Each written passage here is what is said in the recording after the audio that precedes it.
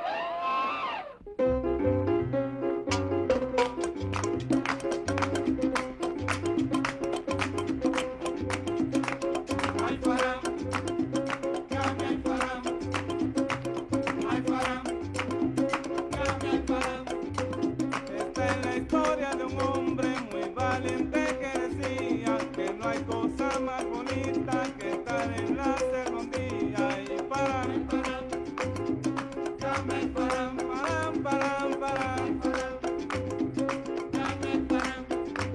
pero cuando allí estuvo en un desespero dijo al ver león que embestía, ay qué gatito más lindo, ay paran, paran, paran, paran, paran, paran, paran, paran.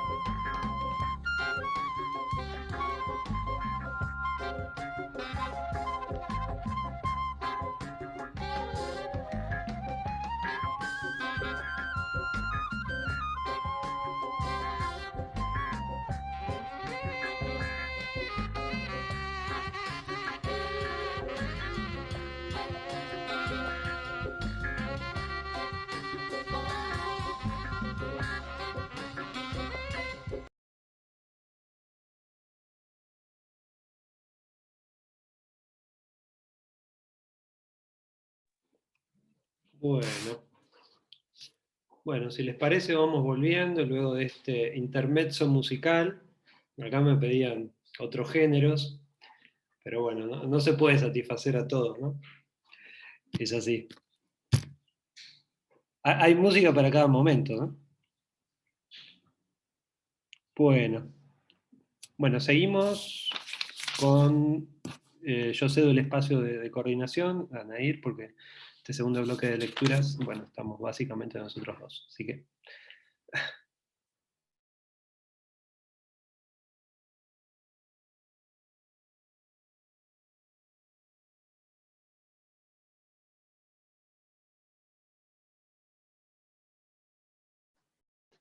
Ahí está, buenísimo.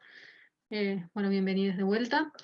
Y ahora vamos a escuchar la exposición de Diego Parente, a quien asumo que casi todos acá lo deben conocer, pero aprovecho para comentarles que es el director de nuestro proyecto y es quien se ha encargado de motorizar todas las actividades que hemos venido realizando como grupo en este año de pandemia. Así que bueno, la presentación de Diego se titula Los artefactos y sus realizaciones, notas para una lectura monista de la eficacia. Adelante nomás. Reitero esto de las preguntas que vayan surgiendo, pueden ir pidiendo la palabra en el chat para realizarlas una vez que termina la exposición. Bueno, buenas tardes. ¿Cómo va? Bueno, ¿se ve bien ahí lo que estoy compartiendo? ¿Sí? Bien, perfecto. Bueno, los temas que voy a desarrollar hoy no son demasiado nuevos para la mayoría, por lo menos para la gente del grupo con la que seguimos investigando estos temas desde hace tiempo. Básicamente el punto de partida es esta dificultad que yo veo en la filosofía de los artefactos, ¿no? Por llamarlo de alguna manera, esta corriente, si se quiere, de los últimos 20 años hegemónica en el ámbito de investigación, que desestima la dimensión material de los objetos y de las construcciones para las prácticas y las habilidades, ¿no? Es decir, una especie de sesgo textualista o un sesgo semiótico en el modo en que se comprenden los artefactos y son pensados. ¿Bien? Entonces, en un punto, mi interés es focalizar en ese problema con este objetivo, es decir, abrir una perspectiva materialista contra el textualismo que atraviesa esta discusión, centrada especialmente en funciones, ¿no? Es decir, es una discusión sobre funciones, autores, quién pone digamos, cómo se establecen las relaciones de autoría, siempre con el foco en las funciones. ¿Bien? Me parece que acá hay un problema con la focalización de las funciones en el debate, básicamente porque hay una especie de pérdida de referencia sobre cuáles son nuestras relaciones con el ambiente artificial, ¿no? Uno podría decir, bueno, ¿hay un solo tipo de relaciones con el ambiente artificial o hay varias y no son reductibles a una? Bueno, mi impresión es esta última, que son múltiples, heterogéneas y que no son reductibles a solo una, ¿no? Es decir, tenemos relaciones de transformación de la composición material del mundo, tenemos objetos que rompen cosas o que producen cosas en el mundo, sirven a veces para mediar la percepción, ¿bien? Sirven también para simbolizar, podemos decir que juegan un papel de marcadores de estatus, de identidad, lo que fuere. Tenemos relaciones de uso con esos objetos, tenemos relaciones de reparación, mantenimiento, preservación. Es decir, son todas dimensiones que desde mi punto de vista no son situables en una sola, ¿sí? Y lo que ha ocurrido es que el debate en filosofía de los artefactos de los últimos 20 años, ¿sí? El debate originó en Delft, que incluyó la discusión entre intencionalismo y reproductivismo, y digamos que fue corriente hegemónica hasta hace poco, tiene la intuición de fondo de que sí se pueden resumir las relaciones con el ambiente artificial a la noción de uso, ¿no? Es decir, la noción de uso subsumiría el resto de las relaciones posibles. ¿Bien? Y si la relación de uso subsume el resto de las relaciones, la noción de función es la que agota el ámbito del uso y por lo tanto dice la totalidad de lo que debe decirse en torno a los artefactos, ¿no? A mí me parece que hay dos insuficiencias en esta lectura. Una es la de la insuficiencia de la noción de función, porque los artefactos tienen funciones, pero no se agotan en ellas. Y otra es el carácter, podemos decir, antropocentrado sobre los artefactos, ¿no? Bueno, a mí me interesa, en este caso, focalizar el primero de los problemas, que es el de la insuficiencia de la noción de función. Y lo voy a hacer pensando en la noción de realización. Vamos a entrar un poco en esto. El punto de partida es que los artefactos tienen funciones, es decir, que sirven para algo.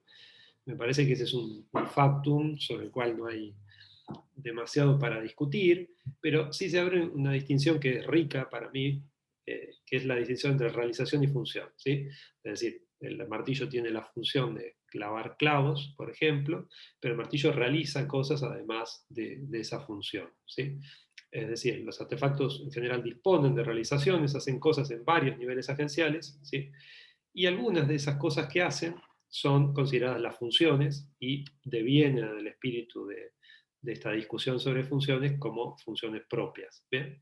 Pensemos en el ejemplo de las monedas del Imperio Romano. Bueno, obviamente una de sus realizaciones es servir como bienes de intercambio, como monedas de intercambio, concretamente, monetarizando la economía, pero también podemos decir que hacen peso en el bolsillo de quien la lleve, y esa es otra de sus realizaciones, es decir, es un efecto causal en el mundo, y también llevan la imagen del emperador a territorios muy alejados, generando una hegemonía simbólica que no se podría producir sin la mediación de las monedas, ¿no? Entonces, fíjense todas las realizaciones que no son captadas por la noción de función y que a mí me parecen centrales en la investigación. Esta focalización de las funciones en la filosofía de los artefactos viene acompañada a su vez de una tendencia a diferenciar dos esferas de eficacia que son comprendidas como esferas independientes, ¿no? La eficacia material y la eficacia simbólica, ¿sí? Y esto tiene una traducción en el ámbito de la antropología, concretamente en la antropología de la tecnología, ¿sí? Está el clásico libro de Le Monnier, Elecciones tecnológicas, que de algún modo representa esa distinción, ¿sí? Entre lo físico y el estilo, no porque Le Monnier la apoye, pero sí porque, digamos, da cuenta de que es el espíritu del campo y es una manera de acercarse a los objetos técnicos en la antropología y en las ciencias humanas, ¿sí?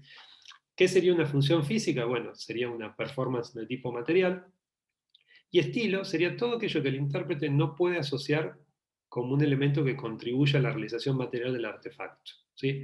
Por ejemplo, una decoración de animal en la punta de un martillo sería estilo. ¿Por qué? Porque yo no puedo asociarlo en una contribución material a la transformación del mundo físico, ¿sí? Sin embargo, eso que llamamos estilo, o aquello que los antropólogos llaman estilo, tiene efectivamente poder agencial, es decir, contribuye a realizaciones del mismo objeto, por ejemplo, a demarcar estatus social o lo que fuere, ¿sí? Entonces acá podemos pensar, bueno, casos de piezas ornamentales y piezas de orden simbólico, y acá le agradezco a Érico que me ha dado varias imágenes al respecto. Bueno, ¿qué son las piezas ornamentales y las de orden simbólico? Bueno, son piezas en las que se juega un tipo de agencia, un tipo de realización, en la que los objetos no parecen transformar materialmente el mundo, ¿no? O al menos no en el sentido tradicional. No parece ser una realización estrictamente física, como romper un material, sino vincular a humanos y no humanos de una determinada manera, ¿no? Estos artefactos realizan algo, ofrecen una realización que es esencial en la proliferación del ítem, ¿no? Es decir, si se copian las hachas o si se copian los collares con cuentas de oro, como vemos en este caso, que son dos ejemplos del mundo andino, digamos, se copian porque se supone que realizan algo eficazmente, ¿bien? Aunque aquello que realicen no sea lo que nosotros pensamos o lo que el debate en filosofía de los artefactos supone. Por ejemplo, el collar con cuentas de oro, que es un clásico ejemplo ornamental, comunica algo acerca de sus portadores, ¿sí? Tiene algún tipo de eficacia que podríamos llamar material, ya vamos a ver. Las piezas de bronce, en este caso la sierra con las fauces de jaguar, tienen una carga simbólica. ¿Bien? Por ejemplo, señalan las entrañas de la tierra como un producto hecho de las entrañas de la tierra, no tiene un valor especial. Claro, acá lo que ocurre es que función ornamental y función simbólica son distintas, pero comparten el hecho de no estar ancladas a una performance material directa, ¿no? Coincidirán conmigo en que no son objetos que transformen materialmente el mundo, al menos en el mismo sentido que una agujereadora, un martillo, ¿no? O una segadora. ¿Qué implicación yo derivo de acá? Bueno, en principio que un objeto técnico puede tener eficacia plural en varias dimensiones agenciales, ¿no? Es decir, que pueden hacer cosas en muchos niveles agenciales y de diverso modo, pero a su vez estar anclados a un mismo soporte físico, ¿no? Porque podemos decir lo que produce esas realizaciones es un mismo soporte físico identificable en tiempo y espacio. Bien. Lo que quiero es tratar de acercarme a lo que llamaría una lectura monista de la eficacia, que es algo que venimos trabajando mucho en el grupo desde marzo, ¿sí? Que es tratar de pensar alternativas a las posiciones dualistas en filosofía de los artefactos o filosofía de la técnica. Para esto hay que pensar que las realizaciones no están atadas directamente a artefactos, ¿no? Es decir, que todos los objetos y rasgos pueden ser realizadores, ¿sí? En el sentido más básico de la ontología, ¿sí? Entonces lo que me interesa aquí explorar es un caso del ámbito biológico, ¿sí? A ver si nos dice algo, si nos ilumina acerca de lo artificial. ¿Bien? Un pavo real. ¿Bien? ¿Cómo explicamos las realizaciones de un ser biológico? ¿Bien? El conjunto de rasgos sobre los cuales se apoyan cierto tipo de realización. Bueno, tenemos rasgos que contribuyen de distinto modo a su adaptación, es decir, que aseguran su fitness como un todo. ¿Bien? Entonces uno podría decir, bueno, el estómago cumple funciones, realiza algo relacionado con el metabolismo del organismo, ¿no? ¿Cómo lo hace? Bueno, lo hace en virtud de sus propiedades materiales, situadas en un favorable medio asociado. ¿Bien? El organismo como un todo. ¿Bien? Ahora, algo especialmente llamativo en los pavos reales y que cumple una función evolutiva bastante estudiada son las plumas, ¿sí? Las plumas son también entidades materiales, ¿no? Uno las puede describir en términos de pigmentos, ¿sí? Que operan eficazmente en su interacción con los congéneres. Básicamente tienen funciones de apareamiento, ¿no? Entonces, no tendría sentido en el ámbito del análisis que estamos pensando del pavo real distinguir entre un poder simbólico y un poder material para describir el acoplamiento eficaz del pavo real a su ambiente, ¿no? No tiene sentido en el ámbito biológico hacer esta distinción. ¿Por qué? Porque lo que hay más bien es un solo organismo que se acopla eficazmente con su entorno en la medida en que logra, por un lado, procesar alimentos, una tarea para la cual, por supuesto, el estómago está ahí presente, y aparearse, una tarea para la cual, entre otras, están las plumas y los dibujos que aparecen en ellas, ¿sí? Los dibujos no, los pigmentos, ¿no? Porque decir dibujo ya sería otra cosa. Y esta eficacia en las contribuciones de cada rasgo, estómago, plumas, lo que fuere, es la que asegura el acoplamiento con el entorno y la posibilidad de que proliferen pavos reales con esos rasgos singulares, ¿sí? Entonces, lo que quiero hacer yo acá, o lo que quiero tratar de pensar un poco con ustedes, un poco porque es como un correlato del año, no es que lo tenga demasiado claro, pero también lo estuve charlando mucho con Andrés Bacari, que está acá, así que también estamos tratando de escribir algo al respecto. Es si podemos trasladar esta aproximación a los artefactos y realizaciones, ¿no? Es decir, hay una intuición reproductivista que estaría de fondo, que sería que los ítems de cultura material se reproducen por su eficacia en el ambiente, ¿sí? Y ser eficaz en el ambiente, en el caso humano, en el caso de los artefactos, supone ser eficaz en la vida social, ¿sí? Y ser eficaz en la vida social no se agota en las contribuciones físicas que esos ítems producen, ¿no? O que impulsan. Hay algo más, ¿no? Los ejemplos que estuvimos viendo parecen dar cuenta de eso. Entonces, el objetivo sería que no distinguir entre las contribuciones materiales y simbólicas como si se trataran de dos órdenes distintos e independientes de eficacia, ¿no? Es decir, por economía, por simetría, por razones de economía y simetría, no intentemos multiplicar conceptos de eficacia distintos, que parece ser como una lógica de fondo. Exploremos más bien una explicación monista, ¿bien? A ver hasta dónde nos lleva y si los articuladores de esa explicación son buenos, ¿no? Entonces aquí aparece los artefactos como realizadores plurales, ¿sí? ¿Qué es lo que dijimos hasta aquí? Bueno, que el artefacto es uno, ¿sí? Sus realizaciones son varias, es decir, juegan en varios niveles agenciales, son heterogéneas, y su preservación no responde únicamente a uno de esos niveles. O parece ser que no podemos focalizar solo uno para entender por qué el cáliz está ahí o por qué el pavo real está como un todo ahí, ¿no? Entonces, ¿qué aspectos podemos interpretar, tomando el ejemplo de un cáliz, como parte de su eficacia material? Bueno, Uno muy evidente es que contiene líquidos, es decir, es parte de la eficacia material del cáliz el poder contener líquidos, ¿sí? Podemos tener normatividad que se desprende de esa posibilidad, pero a la vez también tenemos un ordenamiento material de las interacciones entre humanos y inhumanos en un ambiente, es decir, acomoda, si se quiere, geográficamente y mucho más que eso también, a los sacerdotes, a los feligreses, a los recipientes, a los líquidos, ¿sí?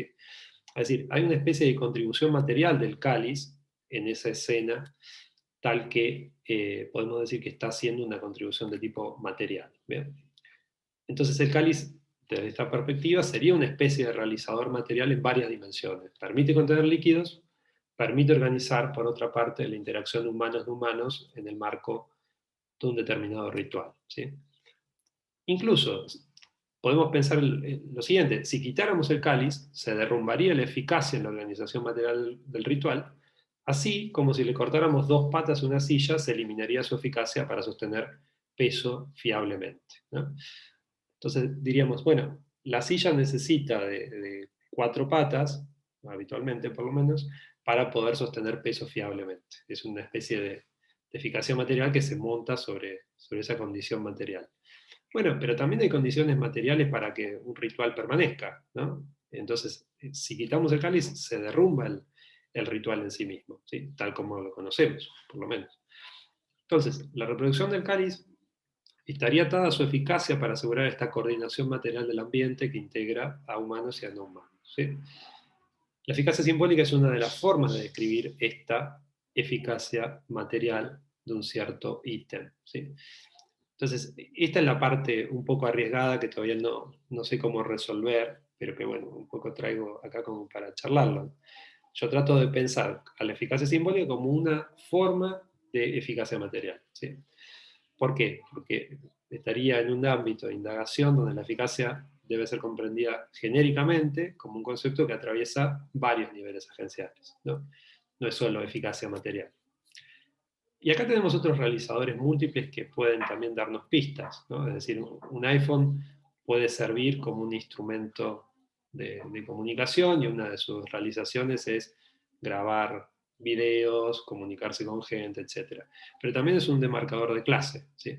Por ahora lo es y entiendo que lo va a seguir siendo, ¿sí? Una ropa de bebé, en este caso de bebé femenina, también es un realizador múltiple. ¿En qué sentido? Bueno, está, por supuesto, no sé si ponen algo del chat. Ah, ahí va una pregunta. Ok, no pensé que era algo para mí. Una ropa de bebé puede, en un punto, abrigar, ¿sí? Y esa es una de sus realizaciones, pero es también un demarcador de género, ¿bien? Entonces, son realizadores múltiples que trabajan en un solo mundo, y que sería un poco extraño pensar que su realización debiera situarse en 2 mundos distintos, ¿no? Entonces, yo quiero tratar de acoplar nuestras herramientas de interpretación al monismo en el cual se experimenta la eficacia de estos objetos, ¿no? Entonces, un poco siguiendo la famosa frase de Canguilhem, yo trataba de pensar acá, bueno, lo simbólico es la continuación de lo material por otros medios, ¿no? La eficacia simbólica sería una especie de subconjunto al interior de la eficacia material, ¿sí? Si lo comprendemos en este sentido, bueno, la eficacia material involucraría todo el conjunto de características que yo había puesto muy provisionalmente como características de nuestra relación con el ambiente artificial. Es decir, transformación de la composición material del mundo, ¿sí? Es decir, transformación material en sentido clásico, mediación de la percepción, simbolización, ¿sí? Uso, reparación, mantenimiento, preservación, ¿sí? Estas serían todas formas que situamos por dentro de lo que entendemos como eficacia material, ¿sí? Claro, acá el problema sería pensar qué lugar juegan las prácticas, ¿sí?, en relación con esta eficacia material. Porque aparece un riesgo, que para mí es importante, que sería el siguiente: es decir, bueno, la ropa de bebé rosa ya tiene una eficacia material independientemente de cualquier cosa que haya a su alrededor. Y a mí me parece que eso es problemático. Me parece que la eficacia material debe ser siempre comprendido en el contexto wittgensteinianamente comprendido, ¿no? Es decir, de prácticas que son que es el lugar donde se asienta la normatividad sociocultural, ¿sí? De alguna manera, esta normatividad sociocultural impregna, ¿sí?, la eficacia material de los distintos ítems. Pensemos en el caso de que de ahora en adelante, en una cierta comunidad, la ropa rosa se utiliza para colocarle a los bebés varones, ¿sí? Supongamos que eso se acumula en el tiempo, supongamos que pasan años y años donde esa práctica se repite. Ya no podríamos decir que la ropa rosa es un demarcador de género en el mismo sentido que lo decíamos antes, ¿sí? Esto prueba que no es suficiente el color de la ropa, no es suficiente el objeto material en sí mismo, sino que hay una dependencia de esa normatividad sociocultural asentada en prácticas que sostienen, parece ser, todo el edificio de lo que entendemos como eficacia de los sistemas de cultura material, ¿sí? Y por último, para cerrar, presento algunas ventajas de esta aproximación monista y algunas dificultades, ¿no? Ventajas, primero, creo que no agota las realizaciones del artefacto en un solo tipo de realización, como habitualmente se toma el ámbito de del poder físico, ¿no? Es decir, acá me parece que lo que intento es tratar de pensar un concepto menos cargado en lo físico y que abre el juego a la posibilidad de realizaciones no físicas que son sumamente relevantes para la reproducción de los objetos. Segundo punto, no multiplicamos órdenes de eficacia que nos harían pertenecer a dos mundos, ¿no? Es decir, si vivimos en un solo mundo, nuestras herramientas de análisis deberían ser también monistas, es decir, no deberían distinguir entre un realizador material y un realizador simbólico como si pertenecieran a dos ámbitos de eficacia distintos. Tercero, nos permitiría una conexión con una tesis del giro ontológico que me parece muy rica, que es la tesis de los artefactos como significados, ¿sí? Es decir, los antropólogos cuando buscan algo en comunidades extrañas, no están buscando representaciones, sino los significados que ya están portados en los materiales que encuentran, ¿sí? Y dos dificultades que yo marcaría aquí, respecto a mi propia posición, y algunas cosas que estuvimos charlando en el grupo durante todo el año, es, bueno, todo bien con la idea de transformación material y de eficacia material, pero es una noción tan laxa en la que entra todo, ¿no? Entonces, si dentro de esa noción de transformación material entra todo, quizás se pierda alguna riqueza de distinción entre transformación del mundo relativas a la simbolización o lo que fuere, ¿sí?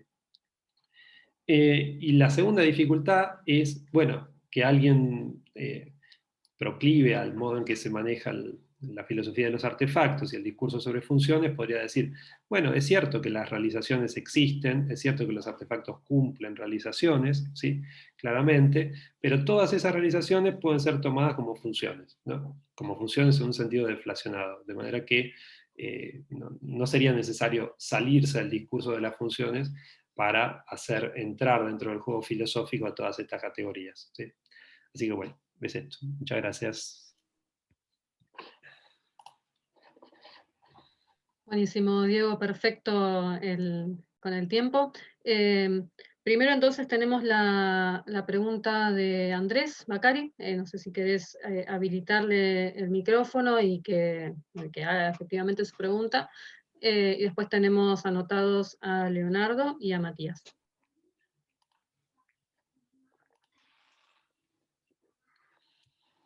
Sí, creo que en realidad ya habilité a todos. Hola, pero bueno.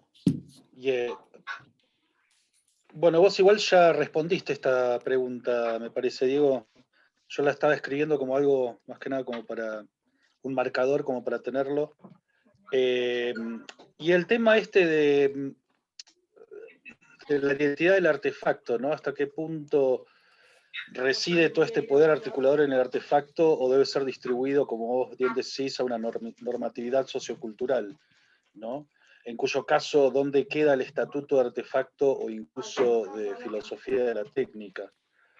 Esta sería una observación, pregunta. Obviamente estos temas también nosotros los venimos discutiendo también personalmente entre nosotros, o sea que, bueno, para airear algunas de estos debates. Lo segundo No me queda clara cuál sería la relación entre dos tesis. La primera es la del monismo, que a mí me parece una tesis muy atractiva, o sea, de la idea de ver la función ritual simbólica de los artefactos como una performance material a la par con no sé, martillar un clavo o una transformación material. Tenemos eso por un lado, y por el otro, la idea de realización, ¿no? Que esto también lo venimos hablando nosotros, acá vos lo mencionaste, pero por ahí no tiene un rol tan central. Que la idea iría por ver la acción, o sea, desplazar un poco el foco del artefacto a lo que hace, ¿no? A la realización, y ver eso en su conjunto como algo interesante, ¿no? Digamos, lo que realmente está pasando, ¿no? A diferentes niveles. También se presenta el problema del grano, ¿no? ¿A qué grano ir, ¿no? En términos, bueno, el problema que se presenta con la teoría de las funciones, ¿no? Así que no, eso nada más, con un par de preguntas, observaciones para tirar ahí. Dale, buenísimo, Andrés. Bueno, igual en esto estamos como coautores, así que preguntás como un coautor. Acá. No, básicamente hay dos cuestiones. La primera es la del... Si uno, digamos, focaliza la cuestión de la normatividad sociocultural, ¿no? En cualquier plano, ¿sí? Y hace depender la eficacia de los objetos técnicos de prácticas, yo creo que es un problema para cierta teoría de los artefactos que cree que los artefactos son cosas que pueden analizarse independientemente de las prácticas, ¿sí? O sea, no sería un problema para una teoría suficientemente, digamos, receptiva a la intuición de Wittgenstein de que, bueno, las prácticas son las que engendran o habilitan esa idea de normatividad. Así que a mí no me parece un problema si uno lo lee así, ¿no? Ahora, también hay un foco metodológico que sería el siguiente. Bueno, entonces hacer una teoría de los artefactos es hacer una teoría de las prácticas, ¿no? Eso ya sería un poco excesivo. Me parece que cuando nuestra unidad de análisis sigue siendo el artefacto, una teoría de las prácticas sería demasiado demandante, demasiado extrema, porque en las prácticas entran cosas que no son artefactos prototípicos y demás, ¿no? Entonces ahí ya yo lo veo problemático. Lo veo problemático si uno piensa en términos de, bueno, tengo que hacer una teoría de las prácticas, pues sí, es demasiado demandante y se saldría de nuestro foco de interés, ¿no? Tal como lo pensamos. Y la segunda cuestión es, bueno, la cuestión del monismo. Sí, yo acá lo que tengo es una notación o una intuición metodológica, que es que, bueno, vivimos en un solo mundo, es decir, percibimos en un solo mundo, actuamos en un solo mundo, ¿sí? Digamos, en un mundo de primera persona, ¿sí? En el que entran símbolos, ¿sí? En el que percibimos affordances simbólicas intencionales y también affordances físicas. ¿Bien? Entonces, mi intuición es que debemos, si aceptamos que vivimos en un solo mundo, es decir, si somos anticartesianos, por lo menos en ese aspecto, o no dualistas, tenemos que nutrirnos de herramientas interpretativas que traten de acoplarse a esa experiencia, ya sea de primera persona colectiva o de primera persona en los términos más de psicología ecológica o de fenomenología, ¿no? Y bueno, y entonces ahí hay que elaborar categorías, no nos queda otra, porque ¿qué es lo que ocurre? Bueno, un poco lo veníamos charlando también. Uno va al debate de Delft, ¿sí? Y casi que no hay referencias a esto, es decir, referencias a enfoques que partan de la idea de que vivimos en un solo mundo y los artefactos deben ser explicados en términos de prácticas que refieren a un solo mundo, ¿no? Por el contrario, el programa de Delft es el programa de la naturaleza dual, ¿no? Entonces ya empieza, bueno, una serie de problemas que tienen que ver con el dualismo y con cuestiones conceptuales bastante complicadas. Pero bueno, eso. Bien, ahora vendría la pregunta de Leonardo. Sí, la palabra eficacia, no sé si la estoy interpretando bien, ahí iría mi primera pregunta.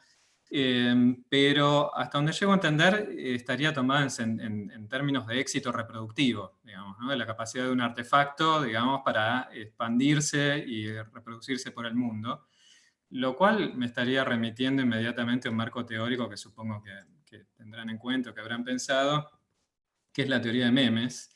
No en el sentido en el que decía más contemporáneo, ¿no? Que mencionaba Ernesto al principio, sino en el sentido originario de Richard Dawkins, digamos, como cualquier patrón informacional o de conducta o material o lo que fuere, que puede ser imitado, digamos, copiado con cierta eficacia entre un humano y otro, ¿no? Y como esta idea del meme inaugura la posibilidad de que haya un segundo replicador, digamos, que circula entre los humanos, ya no están solo los genes, sino que están merced a esa capacidad imitativa que adquirimos en determinado momento, estos patrones más inmateriales, digamos, que se van copiando de un cerebro a otro, como, qué sé yo, la capacidad de la habla, o cómo hacer un hacha de sílex, o cómo cantar una canción, o las obras completas de Shakespeare, qué sé yo.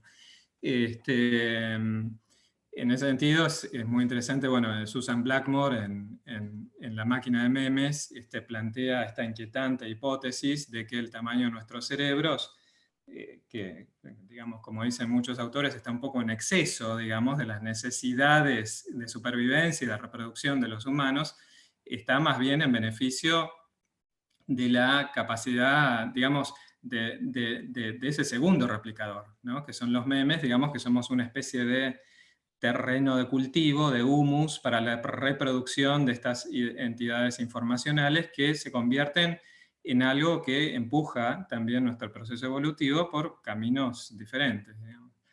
En ese sentido, por otra parte, Susan Blackmore también habla de los temes, ¿no? Que serían como los memes tecnológicos, aquellos memes que están corporizados en artefactos que nos rodean y que también siguen la misma lógica reproductiva. Ahora, esa lógica reproductiva de por qué algunos patrones informacionales, artefactos, tienen más eficacia en el sentido que se reproducen más que otros, bueno, forma parte de la complejidad de la vida en general, ¿no? Si tomamos la vida como justamente esto, como la capacidad de evolucionar, ¿no? La idea, digamos, la idea del meme parte de de lo que Daniel Dennett llama el algoritmo evolutivo, digamos, ¿no? Que si se cumple los tres requisitos de poder ser copiado, de variar en ese proceso de copia y de que algunas entidades se reproduzcan con más éxito que otras, entonces lo que tenemos es necesariamente evolución, digamos, no queda otra, ¿no? Entonces ese es el sustento de la teoría de memes. Ahora, a partir de ahí se abre toda una dinámica que tanto en los ecosistemas de seres vivos como en estos nuevos ecosistemas meméticos es de una complejidad extrema, ¿no? ¿Por qué? Porque hay coevolución, hay procesos de influencia mutua, hay procesos de retroalimentación. Lo vemos en la viralidad de los memes, ahora sí, en sentido más contemporáneo, en Internet, ¿no? Como, bueno, este fenómeno de los ricos se hacen más ricos, ¿no? Cuando algo alcanza cierto nivel de popularidad, eso retroalimenta su propia expansión, en fin. Hay digamos, toda una dinámica de extrema complejidad que por otra parte, me parece que abonaría la hipótesis del monismo, porque en los motivos por los cuales una entidad puede tener más éxito reproductiva que otra, no hay distinción a priori entre los planos simbólicos y los planos de eficacia material, ¿no? o de transformación del mundo, ¿no? Entonces, bueno, nada, simplemente esto, me parecía como un marco teórico interesante para aportar a esta idea de que, por un lado, de que no hay distinción posible, digamos, a la hora de abordar la cuestión del éxito reproductivo entre los distintos factores que entran en ese éxito, pero también de que estamos hablando de dinámicas de una extrema complejidad, que en todo caso requerirían herramientas justamente muy sofisticadas desde la teoría de la complejidad para entenderlas y que en un punto, como todos sabemos, ¿no? Por qué determinada cosa se hace viral en determinado momento es en definitiva una especie de misterio insondable, ¿no? Uno tira hipótesis, pero hay un fondo, digamos, de ahí del orden del acontecimiento que me parece que es una complejidad que escapa a la captura racional, digamos. Bien, bueno, respondo un poco a la pregunta que planteaba sobre la eficacia. Sí, acá lo que me gusta pensar también es que no hay solo un sentido de eficacia, sino que yo recojo uno muy particular, que es este sentido reproductivista de eficacia, ¿no? Es decir, este que vos acabás de reconstruir. Eficacia aquí significa ni más ni menos que proliferación de un cierto ítem o éxito reproductivo de ese ítem. Y el modelo, antes que Dennett, es Darwin, ¿no? Es decir, es la reproducción de objetos o de rasgos naturales en las poblaciones de organismos. Pero también hay otros sentidos de eficacia, porque uno podría decir, bueno, el debate de Delft o el debate de intencionalismo-reproductivismo pensaba la eficacia a partir concretamente de una performance material de los objetos, ¿sí? Pues el foco fundamental, cómo los objetos realizan materialmente algo en el mundo, pero esa configuración material es configuración material entendida dualistamente, ¿no? Es decir, como una operación solamente del ámbito de la transformación de la materia, y olvida, digamos, todo el juego que hay en las culturas humanas que permite que las realizaciones sean varias, que sean en niveles heterogéneos, y que la eficacia deba desplazarse o deba ampliarse, ¿no? Yo ahí tenía uno de los ejemplos que no puse en el Power por cuestiones de tiempo, que es el de unos mangos bueno, que vimos dentro del grupo bastante a partir del texto de Lemonnier, unos mangos que fueron reproducidos en distintas generaciones, ¿sí? Mangos de piedra, si no me equivoco, que fueron reproducidos, si bien eran notoriamente ineficientes, es decir, había varios mangos en varias generaciones que fueron copiados. La explicación es que no podía ser su eficiencia para hacer un determinado trabajo, porque eran bastante malos o bajos en cuanto a la respuesta de su eficiencia, ¿sí? Sin embargo, el hecho de que fueron reproducidos hacía buscar una explicación de que algún tipo de agencia en el mundo estaban generando, porque si no, no hubieran sido reproducidos. Ahora, ahí lo que hay que buscar es un nivel de eficacia no básicamente material, sino que tenga en consideración, por ejemplo, cómo un artefacto puede ser representativo de esto o del otro, o generar una identidad, etc. Entonces, fíjense que es una noción, o es una noción bastante más ampliada de la que habitualmente se discute en filosofía de los artefactos. Bueno, eso. Bien, ahora nos quedaría la pregunta de Matías y después hay una intervención más de Pedro Flores en el chat que por ahí a continuación de la consulta de Matías podés, Diego, explayarte un poco sobre eso. Bueno, mi inquietud respecto a tu planteo, Diego, que a mí la tendencia monista también me seduce, digamos, es una posición teórica parsimoniosa, digamos, no nos obliga a pensar las complicaciones de que convivan dos mundos justamente, pero yo creo que la única forma de poder conciliar el simbolismo con lo físico para poder hablar de funciones que son no físicas ni materiales, sino que son una sola, ¿no? O sea, un solo tipo de función, es justamente que uno pueda definir lo simbólico en esos términos. O sea, hace falta tener una noción de qué significa símbolo en términos materiales para que eso tenga sentido. Si no, la división va a persistir de una forma u otra. Y yo estaba pensando que, de hecho, es lo que es complicado, porque te doy una definición tentativa de símbolo para que se entienda qué es lo que quiero decir. El símbolo, lo simbólico, vendría a ser aquello que se define en relación a otra entidad. Una entidad tiene carácter simbólico si para poder definirlo tengo que recurrir a sus relaciones con otras entidades. ¿Cómo se pone en relación a eso? ¿Por qué digo que es lo simbólico? Porque las relaciones, es un poco lo que decía en la exposición anterior, las relaciones entre un objeto y otro son, por lo menos si son finitas, son completamente arbitrarias. Es decir, yo puedo definir una silla en relación con con átomos, y decir que es un determinado arreglo de átomos. Pero si defino la silla en relación con un placar, puedo decir que es un mueble. Y si defino la silla en relación con, etcétera, etcétera, digamos, dependiendo de con qué la relacione, la entiendo como una cosa o como otra. Eso parecería ser un carácter propio de lo simbólico, porque dónde, qué relacionar con qué, es un producto del intérprete. Y en algún punto eso opera en todos los niveles de lo simbólico, en lo social también. ¿Por qué un cáliz simbólicamente es algo valioso? Tiene que ver con qué se relaciona el cáliz. Con una ceremonia, con una religión, con un etcétera, etcétera, etcétera. Y el carácter simbólico tiene que ver para mí con eso. ¿Con qué se relaciona la entidad? Que es algo convencional. Ahora bien, Fíjate que el carácter de eficacia, si damos por válida esta noción de simbólico que digo, es una noción simbólica. Incluso en el caso de la posibilidad de supervivencia, de la reproductibilidad. ¿Por qué? Porque es simplemente privilegiar un aspecto específico del objeto, a saber, la posibilidad de reproducirse. Es decir, la noción de eficacia como supervivencia depende del simbolismo. Si uno no pone en relación al objeto con el criterio reproductibilidad, la noción de eficacia es imposible. Y en ese sentido me parece que medio que la noción de objeto físico y de símbolo, ahí sí se empiezan a volver realmente una, o por lo menos indistinguibles, en el sentido de que para mí, si definimos lo simbólico como esta propiedad relacional de las entidades, en realidad todo lo que entendemos físicamente lo entendemos bajo ese criterio. O sea, me parece que proponer ese tipo de nuevas definiciones de lo simbólico permitiría un poco aunar los ámbitos. Y de otra forma, habría que pensar, no sé, otra definición que nos permita, si no, entender cómo es posible que dos ámbitos distintos se concilien en una misma función. Sí, pero yo trataría yo creo que la llave puede ser eso, lo voy a pensar, pero una de las llaves para entender este acercamiento materialista sería la noción misma de qué es transformar materialmente el mundo, ¿no?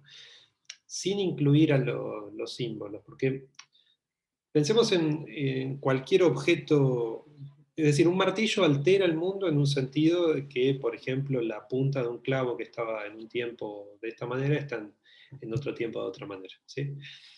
Me parece que no hay mucha discusión sobre eso. Pero me parece que también hay una limitación si no entendemos que el tipo de conjunción material que se da en una iglesia entre feligreses, sacerdotes, humanos y no humanos, también es un tipo de ordenamiento material, si se quiere, más complejo que el del clavo y el martillo, pero hay algo del orden de lo material que se mantiene y de la práctica que hace que ese orden material se mantenga, ¿sí? De manera que la cuestión, vuelvo al punto que había discutido Andrés antes, es, bueno, entonces lo que necesitamos es una teoría de las prácticas que impregnan a la eficacia de los objetos y no una teoría de los objetos o de los artefactos. Yo creo que ahí está el lío. Pero no, me parece que no es necesario apelar a la idea de símbolo en el sentido dualista, justamente, porque si otra vez mantenemos una distinción muy fuerte entre usos simbólicos que operarían en un nivel de eficacia y que lo harían por medios distintos al de los conjuntos materiales, me parece que tendríamos el mismo problema, porque sería una aproximación dualista a la idea de símbolo, ¿ok? Y ahí yo trataría de pensar relaciones con el ambiente artificial que sean leídas monistamente desde el inicio. No digo que sea fácil porque estamos atravesados por las categorías, pero bueno, te lo planteo como intuición, pero bueno, la voy a seguir.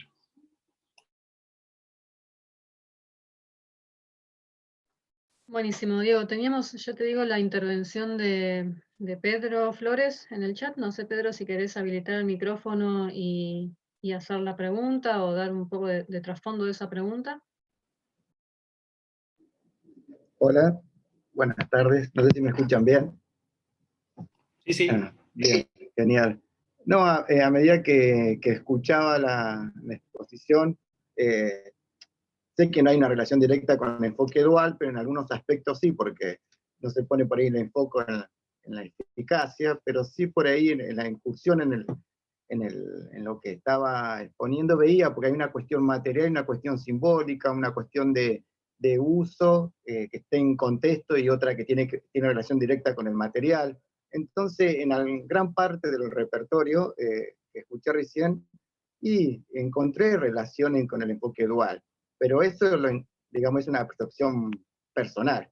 Quería saber si realmente hay alguna relación o estoy yendo por otro camino que es, digamos, equivocado. Entonces esa sería mi pregunta. ¿Hay relaciones de lo que se expuso con el enfoque dual? Claro, claro. Gracias, Pedro, por la pregunta. Sí, las hay. Efectivamente, el enfoque dual de Delft, digamos, de la escuela de Delft holandesa, parece ser como el prototipo de los enfoques dualistas que están en juego y que están en disputa con una posición monista. Así que efectivamente, hay un influjo de Delft en toda la discusión que yo comentaba como filosofía de los artefactos, con base en el discurso de funciones, y con base en el discurso de funciones extraído de la filosofía de la biología. Pero bueno, aquí me dediqué más bien a comentar las limitaciones de ese enfoque y sobre todo en la insuficiencia de la idea de función, ¿no? Pero sí hay relación. Bueno. Gracias. Sí, sí, me llama la atención esto, y también vuelvo a reiterar, por ahí una cuestión mía, esto de la eficacia, pero ya de la parte simbólica me parece, para mí me resulta difícil poder interpretarla.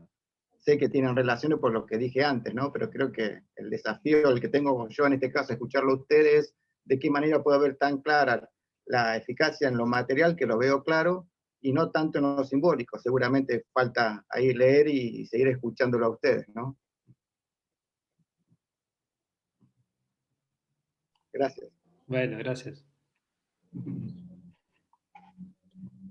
Bueno, teníamos una intervención más de Andrés Macari en el chat, pero bueno, es quizás para continuar el debate en otro momento, ya estamos Dale, un dale. poquito con el tiempo. Perfecto, entonces me cedes tu rol de coordinadora. Gracias, Andrés, por la pregunta y la seguimos seguramente en estos días. Bueno, entonces presento la siguiente lectura para seguir más o menos en horario. Va a estar a cargo de Nair Fernández, que es graduada de la Universidad de Mar del Plata y becaria también de la universidad. El título de la presentación de Nair es ¿Por qué deberíamos abandonar la noción de mente extendida? Bueno, gracias Diego. Voy a compartir pantalla, voy a ver si funciona este PowerPoint. Ustedes díganme. ¿Qué me conviene? ¿Compartir la pantalla o solo el PowerPoint? Creo que va a ser mejor la pantalla, ¿no? ¿Sí? Sí, sí.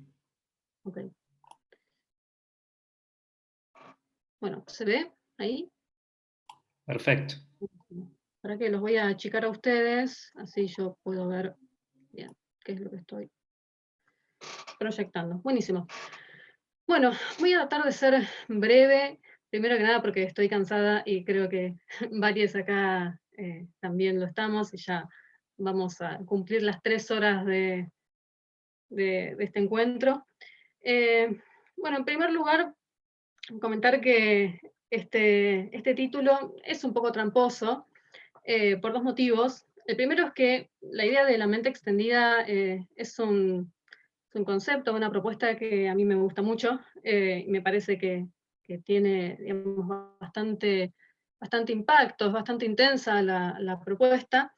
Y por otro lado, también aclarar que yo no voy a proponer un retorno, digamos, a un cognitivismo clásico, a una postura cartesiana, digamos, respecto de la mente, sino que lo que voy a intentar hacer en esta presentación es señalar lo que yo encuentro como algunas tensiones conceptuales que, digamos, se desprenden o que surgen a partir de la noción misma de extensión, ¿sí? Y mostrar por qué yo entiendo que son tensiones conceptuales respecto de lo que podríamos denominar el enfoque cyborg, respecto del vínculo, de la relación entre humanos y técnica, ¿sí? Como una explicación del fenómeno técnico. La estructura entonces de esto que les voy a exponer va a ser comenzar describiendo brevemente esta propuesta o esta tesis de la mente extendida, luego revisar estas tensiones conceptuales en torno a la cuestión de la extensión, para después explicitar lo que yo veo como la tensión principal, este choque entre estas ideas y lo que propone el enfoque cyborg. Me voy a detener un poco en la noción de co-constitución y bueno, después hacer una breve recapitulación y quizás abrir unas nuevas preguntas o llegar a alguna conclusión provisoria. Bueno, en primer lugar entonces, lo que tiene que ver con la tesis, digamos, de la mente extendida, encuentra su formulación originaria en este artículo, que lleva por título justamente ese, la tesis de la mente extendida, publicado por Andy Clark y David Chalmers en el 98, que se enmarca en una, digamos, serie de críticas que se fueron desarrollando hacia el cognitivismo clásico, ¿sí? La postura cognitivista en filosofía de la mente y de las ciencias cognitivas. Y podría decirse que este artículo de la mente extendida es uno de los hitos fundacionales de estos nuevos enfoques, ¿sí? Que también se los suelen denominar como enfoque de las 4E o postcognitivismo. Bueno, a lo que apuntan estas ideas es justamente a criticar o a cuestionar algunos de los supuestos básicos que manejaba esta postura hegemónica, ¿sí? En filosofía de la mente y de las ciencias cognitivas, que era el cognitivismo. Específicamente en torno a la cuestión de qué es la cognición, ¿sí? En torno a la definición, y en dónde tiene lugar, ¿sí? En dónde se desarrolla. Lo que sostenía la postura cognitivista era que la cognición humana era o consistía en manipulación de información, ¿sí? En el sentido de representaciones mentales, y que esto ocurría al interior del cráneo, ¿sí? Alcanzaba para explicar qué es la mente con referirse a lo que ocurre adentro de la cabeza, y bueno, eso también tiene mucha relación con lo que se conoce como la metáfora computacional de la mente. Creo que Matías lo mencionó al pasar en su exposición. Bueno, lo que proponen Clark y Chalmers en este artículo, que ya les digo, puede ser tomado como uno de los hitos fundacionales de estas críticas al cognitivismo, que además apuntaban a recuperar o a enfatizar el rol tanto del cuerpo como del ambiente o de la cultura en la cognición. Decía, lo que preguntan estos autores es, bueno, ¿dónde termina la mente y empieza el mundo? ¿Sí? ¿Dónde está ese límite? Y lo que ellos señalan es, o buscan ir en contra de lo que denominan un prejuicio cartesiano, ¿sí? Que es ni más ni menos que responder a la pregunta de qué es la mente o dónde está, señalándose la cabeza, ¿no? Entonces ellos proponen lo que denominan un externalismo activo. Y, bueno, acá puse una cita que por ahí es muy extensa, así que mejor paso a la otra. El externalismo activo que ellos proponen redunda en considerar que hay factores o elementos externos, ¿sí? al cráneo, que cumplen un papel central y, podríamos decir, constitutivo en los procesos cognitivos, ¿sí? Hablan específicamente de las creencias, es decir, no se meten con el tema de la experiencia o de la conciencia, lo cual es un paso metodológico que por ahí sería interesante revisar en otro momento, pero digamos se centran en la cuestión de las creencias, que después también van a hablar de la memoria, ¿sí? De cómo funciona la memoria, y lo que dicen, bueno, es que o digamos, las creencias se pueden constituir en parte por factores del entorno cuando estos factores tienen el papel apropiado en la dirección de los procesos cognitivos. Si esto es así, es decir, si este es el caso, la mente se extiende al mundo, ¿sí? Por eso, bueno, la conclusión que figura en la cita de la derecha es que no hay nada sagrado en el cráneo o en la piel para localizar a la mente, ya que lo que hace que una información sea una creencia es el papel que juega, ¿sí? Y no hay razón por la cual ese papel solamente pueda ser desempeñado desde dentro del cuerpo, ¿sí? Bueno, brevemente, acá se abre un primer problema, ¿sí? Quizás más, que tenga más a la relación entre la tesis de la mente extendida o de la cognición extendida y los demás o las demás apuestas de este enfoque post-cognitivista que mencioné hace un ratito, ¿sí? Y que tiene que ver con que Clark y Chalmers mantienen o continúan manteniendo una cierta noción funcionalista respecto de la mente. Del funcionalismo no voy a decir demasiado, pero digamos, lo principal para entender esta crítica, en la cual tampoco me voy a detener mucho, porque no es la que más me interesa, es que para definir la mente no importa el sustrato, sino que solo importa atender a la función, ¿sí? Y la definición de proceso cognitivo que continúa, o digamos que utiliza el funcionalismo, es esto de la manipulación de información, ¿sí? Y en ese sentido, podríamos decir que Clark continúa manteniendo esa definición de qué es la cognición, más allá de que cambie el lugar, ¿sí? Y por eso propone, de hecho él mismo lo sostiene así en otro de sus artículos, un funcionalismo extendido, ¿sí?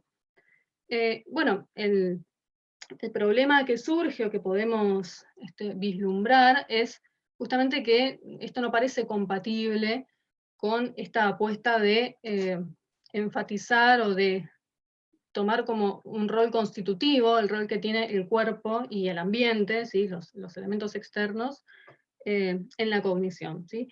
Otro de los aspectos que se les ha cuestionado a esta primera formulación de la mente extendida es que es un enfoque que permanece centrado en el individuo, ¿sí? Y digo que es algo que se ha cuestionado porque, bueno, Diego y Andrés han reseñado muy bien en un artículo del año pasado las distintas olas digamos, por las cuales ha atravesado esta idea de la cognición extendida, ¿sí?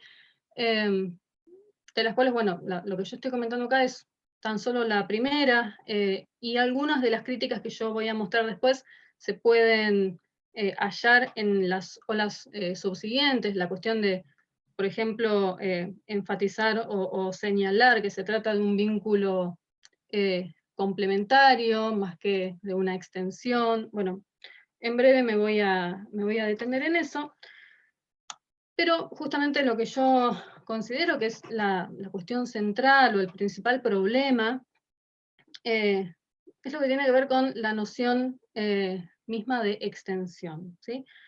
Proponer que la mente se extiende o que está extendida nos puede llevar a plantear la pregunta de, bueno, ¿cuál es entonces la mente no extendida, ¿no?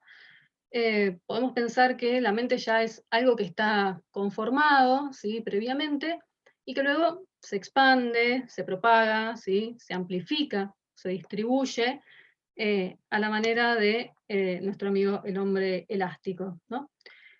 Pero, ¿cuál es el problema? Bueno, que justamente esto choca, o digamos, no parece compatible con la propuesta de que lo que es la mente o las habilidades cognitivas, en realidad no están prefijadas, ¿sí? No es que están dadas de antemano y que luego se realizan en diversos soportes, sino que podríamos afirmar que se modifican, ¿sí? En ese intercambio con el mundo externo, ¿sí? En esa incorporación, de hecho la palabra incorporación es muy fuerte, de elementos externos, ¿sí? Es esa instrumentalización del entorno lo que constituye a lo que llamamos mente, ¿sí?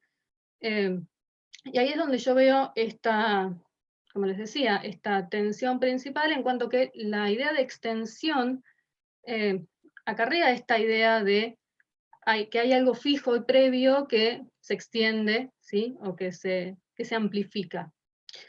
¿Y por qué digo que esto es un problema o que hay una tensión acá? Bueno, porque hay un enfoque respecto de la relación o el vínculo entre humano y técnica que se denomina, o denominamos el enfoque cyborg, ¿sí? Que podríamos rastrear, o sea, a ver, el término cyborg tiene muchas formulaciones y un gran recorrido en nuestra cultura, pero aplicado al campo de la filosofía de la técnica, el mismo Clark, en una serie de artículos y en un libro de 2003, lo que propone es que los seres humanos somos cyborgs por naturaleza, ¿sí? Esto quiere decir que, digamos, Clark lo propone a la manera en que tenemos una tendencia innata a entrar en relación y vincularnos con elementos del ambiente, ¿sí? De nuestro entorno, y que esa vinculación redunda en la modificación de esas habilidades mismas, ¿sí? Y de digamos, ese vínculo con el entorno constituye a nuestra mente, es decir, somos la especie que somos y tenemos las capacidades cognitivas que tenemos, por ese vínculo de coevolución con nuestro entorno a través de nuestros artefactos, ¿sí? Y este enfoque, digamos, se erige como crítica a otras maneras de entender el fenómeno técnico, como, por ejemplo, y algo que de vuelta Diego ha trabajado en profundidad, la concepción protésica de la técnica, ¿sí? Y también hay otra manera de comprender a la técnica como proyección o amplificación de las capacidades humanas. Y acá creo que es donde más se evidencia esa tensión conceptual con esta idea de extensión, porque si bien la idea de la proyección o amplificación no es exactamente lo mismo que la concepción protésica, creo que comparten algunos aspectos y desde ya que no son compatibles con el enfoque cyborg, ¿sí? Con la cuestión de la coevolución y de esta relación co-constitutiva, ¿sí? Podemos decir, entre mente y entorno, ¿sí? O entre humano y técnica.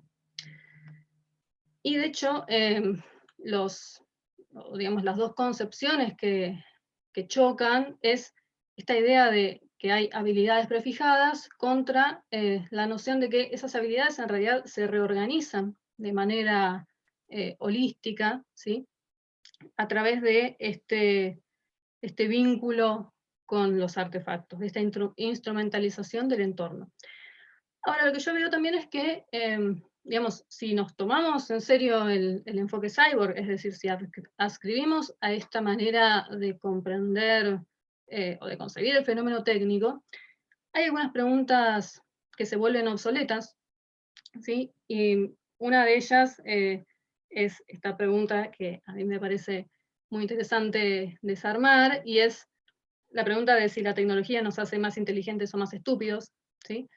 Digo, desde un enfoque coevolutivo, esta pregunta no tendría lugar.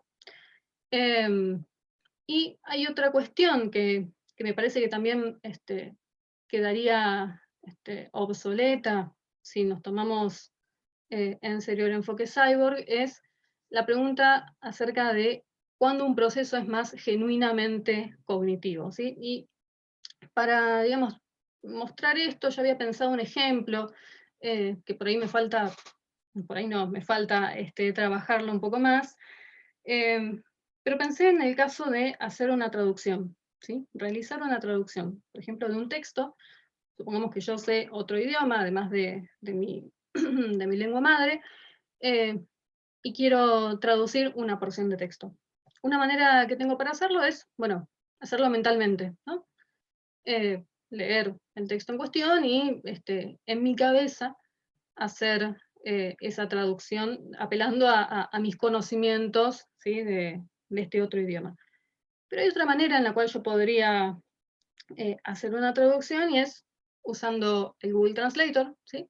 Copiar y pegar el texto, darle clic o apretar la pantalla y que el algoritmo se encargue de hacer esa traducción y después corregirla, ¿no? O revisarla, porque bueno, ya sabemos que pueden haber muchos errores en una traducción automática, ¿no?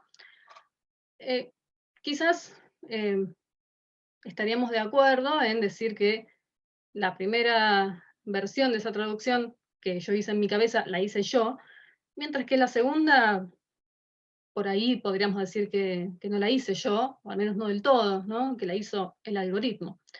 Pero yo lo que quería plantear es que, bueno, si asumimos que nuestra cognición en realidad está co-constituida por esos soportes, ¿sí? Y que no son meramente, digamos, que no meramente se extiende una habilidad que ya tenemos, sino que esas habilidades se modifican y cambian, ¿sí? En esa articulación con los medios disponibles. Entonces, bueno, creo que la pregunta por cuál de esas traducciones es más o responde a un proceso más genuinamente cognitivo no tendría mucha razón de ser, lo cual pondría en cuestión un poco la noción de autoría, ¿sí?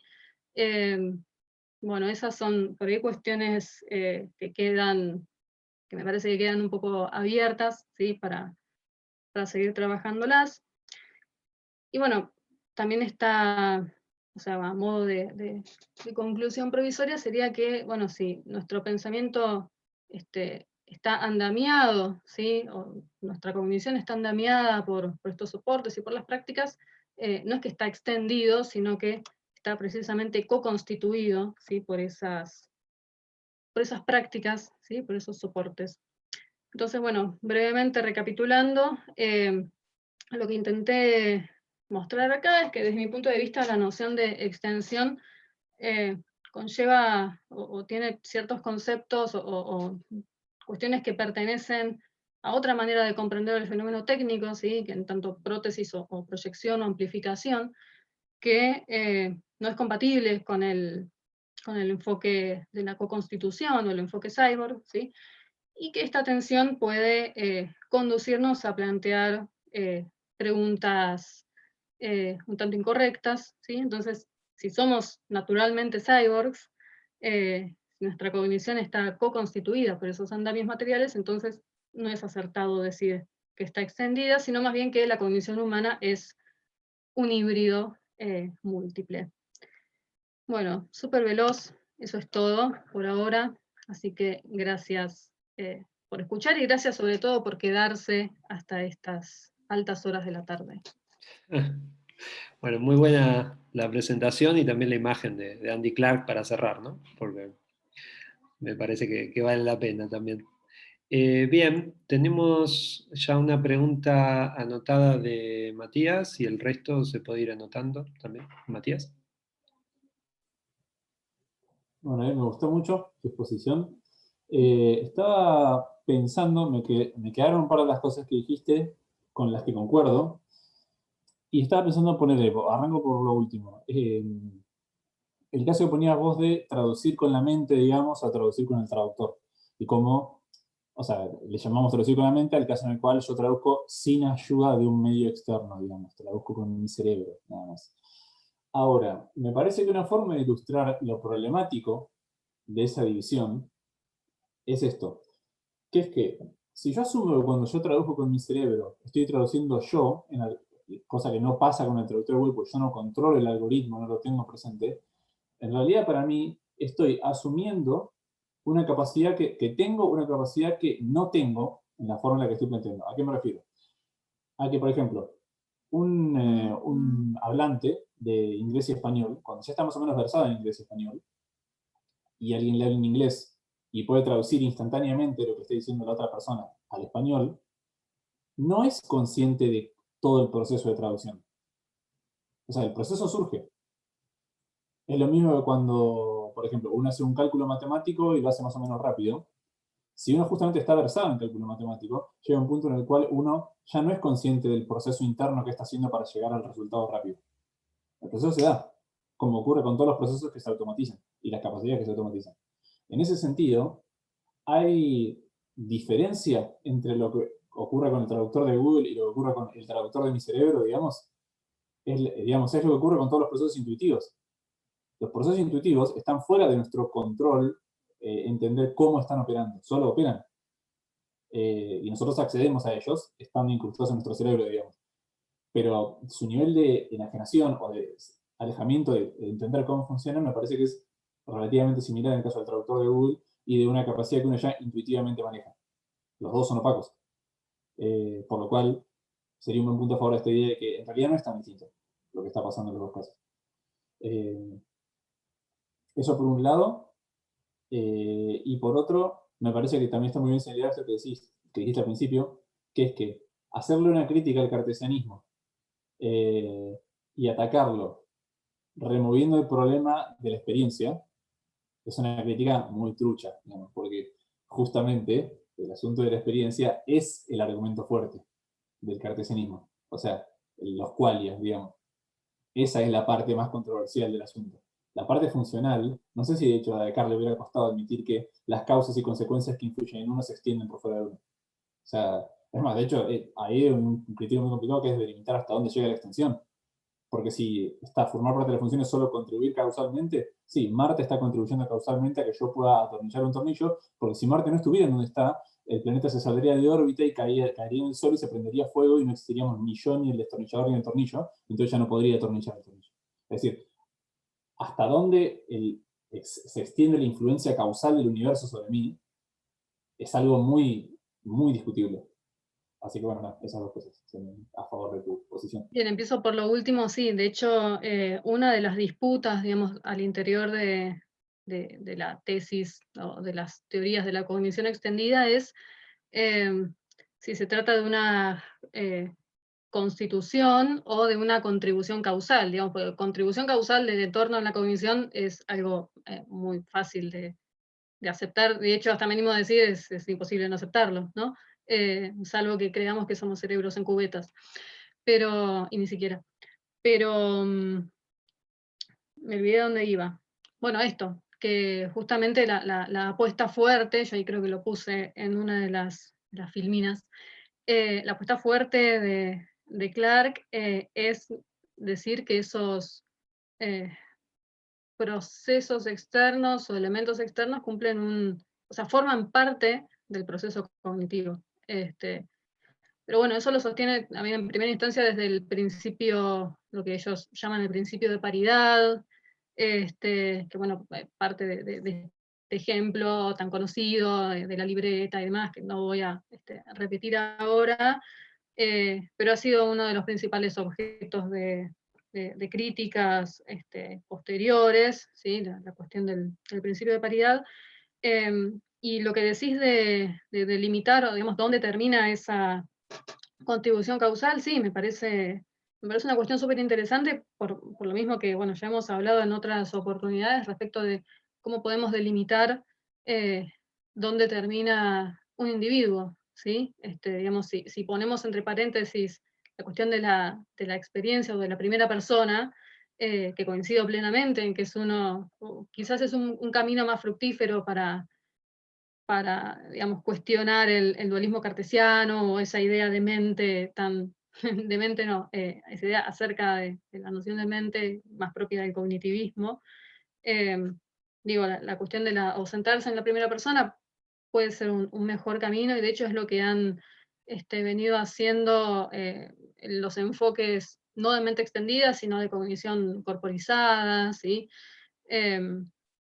Pienso que sería interesante buscar compatibilizar esta cuestión o esta comprensión del fenómeno técnico como co-constitutivo con relación a los seres humanos. Decía, pensar eso en relación con el enfoque de primera persona. Nada, ya estoy mezclando todo. ¿Cuál era la primera cuestión? Ah, sí, la de que en realidad tampoco somos del todo conscientes. Igual decir que somos conscientes es una palabra muy fuerte también, de nuestros conocimientos acerca de otro idioma que nos permiten hacer una traducción enteramente mental. Y sí, eso me parece un muy buen punto, y que también nos puede llevar a la cuestión de, bueno, ¿qué pasa con el lenguaje? ¿No? ¿Es una tecnología? ¿Es una técnica? ¿Es interno? ¿Es externo? Bueno, la relación pensamiento-lenguaje creo que es un tema súper súper interesante, súper denso, y bueno, hay mucho para indagar al respecto. Creo que hay otras preguntas. Bien, Diego. sí, ahí Andrés te consultaba hasta qué punto la noción de co-constitución reinterpreta o imposibilita la idea misma de mente, ¿no? Y él sostiene, digamos, que hay una noción ya de mente extendida en Descartes. Sí, sobre la noción de mente extendida en Descartes me gustaría escuchar la versión de Andrés, porque no se me ocurre cómo sería, pero respecto de digamos, de cómo entiendo yo que la idea de co-constitución invalida la noción de mente, yo digo que invalida la noción de mente en tanto algo predefinido, ¿sí? O una habilidad ya fija, o un conjunto de habilidades o capacidades fijas, ¿sí? Que no cambian, y que se pueden amplificar. Yo pensaba lo siguiente, cuando amplificamos un sonido, el sonido, no sé, la frecuencia, la nota, el tono, no cambia, ¿sí? O sea, es el mismo, solamente se escucha más alto. En cambio, lo que propone el enfoque de la co-constitución es que las habilidades que ponemos en juego, por ejemplo, en esto, ¿no? El ejemplo que les ponía de la traducción, son habilidades distintas. Corregir una traducción que hizo el Google Translator no es lo mismo que hacer paso por paso mentalmente o traducir cada una de las frases, ¿no? A ver, el output quizás es el mismo, ¿sí? El texto traducido, pero lo que yo tuve que hacer para llegar a ese output son cosas muy distintas, ¿sí? Y yo por ahí, digamos, lo que sí rescato es la crítica de ese prejuicio cartesiano, ¿no? De que, digamos, algo es más cognitivo cuando pasa dentro de la cabeza, ¿no? Esta idea de que los pensamientos solamente están adentro de la cabeza. Yo no sé qué les pasa a ustedes, pero a mí si se me borra alguna de las notas que tengo distribuidas en los diversos soportes, es como si se me borraran algunos pensamientos, ¿sí? Porque no recuerdo todo.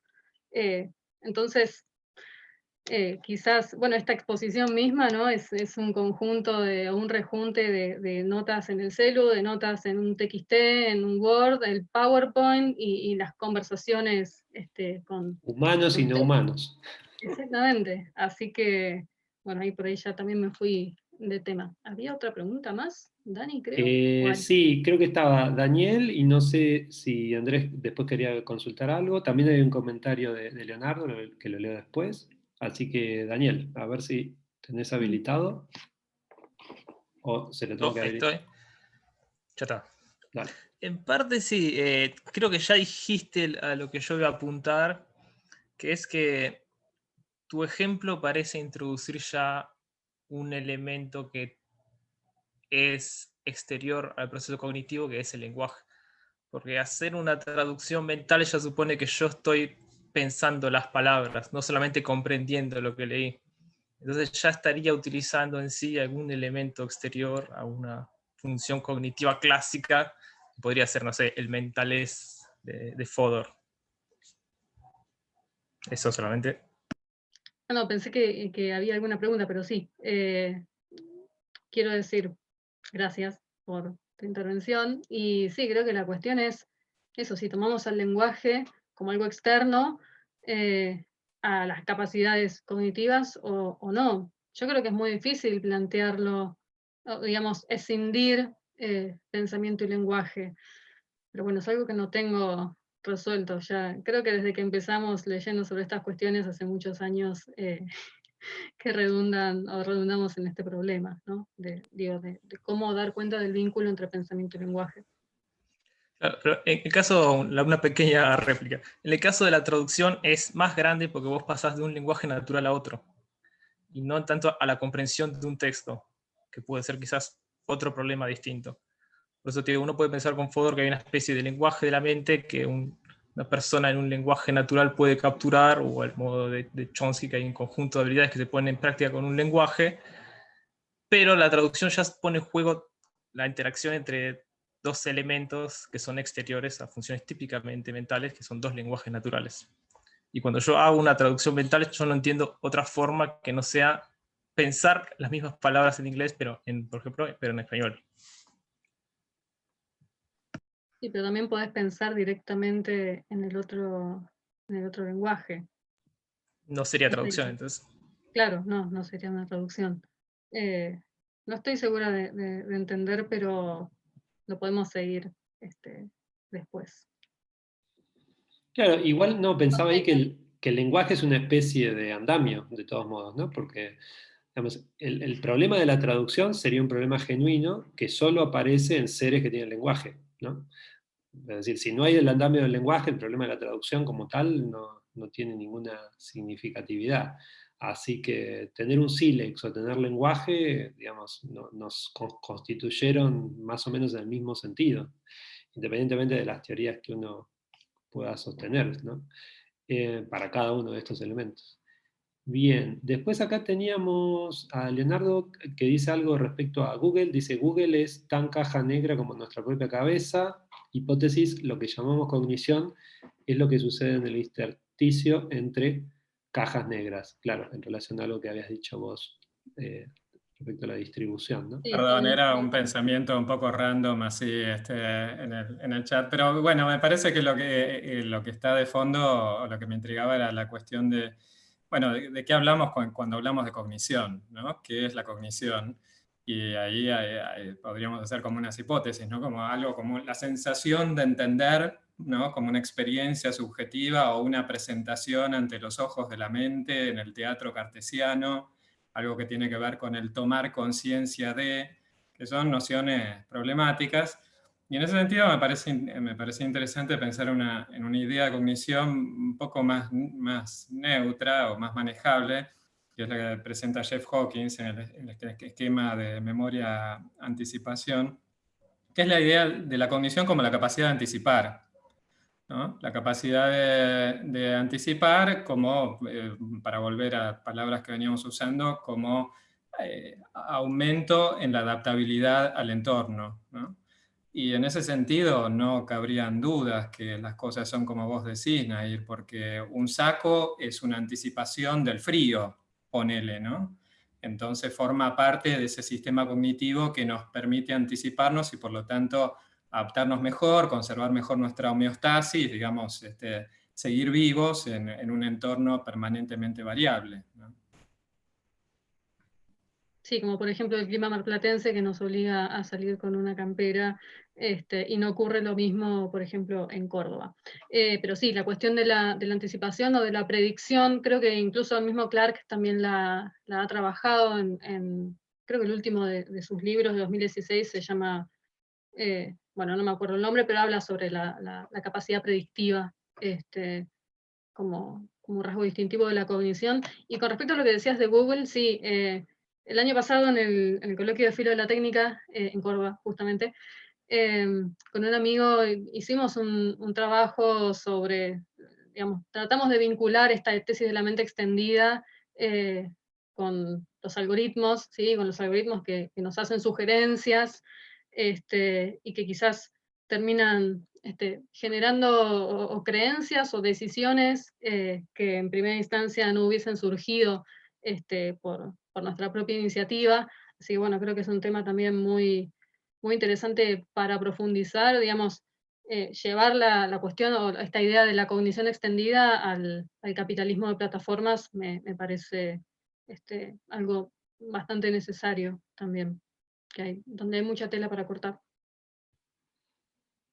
Buenísimo. Bueno, no sé si hay alguna consulta más. Ya estamos en las 3 horas y pico de sesión. La verdad que les agradezco a todos porque ha sido una sesión muy intensa y bueno, muchos temas en conexión. Nair, si querés poner tu mail acá en el chat, por si alguno te quiere hacer alguna consulta adicional o ampliación, estaría bueno. Y bueno, ya listo, vamos cerrando y mañana nos encontramos en el mismo canal, 14:30 horas, y tenemos también el bloque de 2 ponencias primero, con un descanso y 2 ponencias posteriores de cierre, ¿sí? Así que les agradezco y nos vemos mañana. Hasta luego.